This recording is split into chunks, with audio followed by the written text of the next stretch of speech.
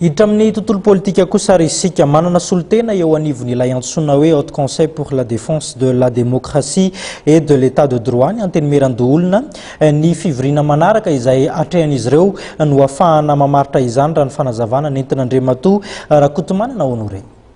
Isokatra amin'ny any ivelan'ny senatera ny filatsahan-kofidiana ho solontenan'ny antenimieran-doholona ao anaty filakevitra ambony ny sahanany fiarovana ny demokrasia sy ny firenena tandalana na ny HCDDED. Ny fivoriana manaraka izay ho tanterahan'ny antenimieran-doholona no ifidianana izay solontenan'ny Andriampanjakana ity hoy ny profesora Honoré Rakotomanana. Olona avy ivelany amin'io zany hoe le candidature zany tsara mihitsy ametrahana azy tia olona avy ivelany a tena fa solontenanay avy ato dia le amin'ny fitsaranako ny ram-pandrenana raha ohatra izy raha ohatra kosa nefany ka misy olona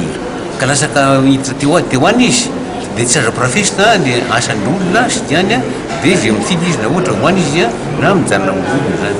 Nasian'ny filohan'ny antenimieran-doholona Tsindropeo nikasika ny fiara-miasa amin'ny antenimieran-doholona sy ny antenimieram-pirenena. Mitovy ihany teny ampiasaina en terme identique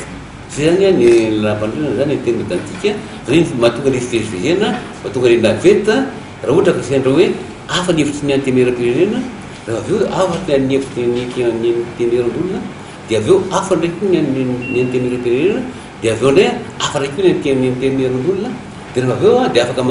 manangana dia ataontsika hoe vaut mieux mitambatra amin'ny parlement zany na hoe commission mixte parlementaire zany dia ohatra hoe fito avy na valopalo avy na sivy avy dia ireo zany mitady le hoe inona zany tokony marimaritra irisana mba hoe mba hitovina zany ny tatokanga amin'ny andramina le lalàna zany.